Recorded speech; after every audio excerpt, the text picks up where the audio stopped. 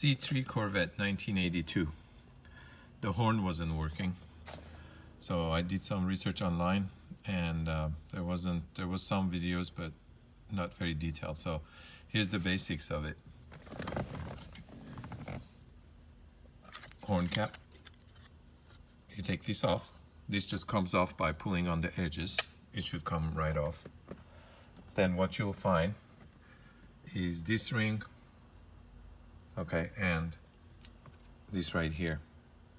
Now what happens with these C3s, where I have the zip ties, there's a little push button retainer. Those, I guess, they age and they break. And once that happens, these pieces fall apart and can create problems with your horn.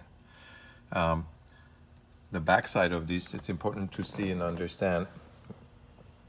There's a little gasket in between. Okay, so this little plate makes contact with this little button here. What that is, it's a little pin. I just, my horn wasn't working. And this is one simple solution because the tip of that pin was corroded. And when I would press down on my horn, which basically presses down on this springy thing that your horn cap sits on, you make contact between those two metals. And that's why the insulator is important in there. Otherwise your horn will keep going off. Now this thing touching that pin in there is bringing your positive probably, and then your steering is giving it the negative, and this is just a switch. So this is what makes your horn go, okay? Mine, what had happened is, I bought the car, of course, from somebody else, and the horn wasn't working at all, and this thing was all loose on there. And that's because these were broken. Now, this one is original. The guy who had taken it apart previously probably put that on. That's a better size. I didn't have that size, so I used two big ones. The idea is to center it and secure it, okay? And then you just basically go back and install. This goes on first, then this guy goes on. All right, you gotta make sure the notched side is up on one of these right here. See that there's a notch right there, okay? You gotta make sure that's up, and then that'll line everything pretty much up. And then just the horn cap goes and pops right on top of that.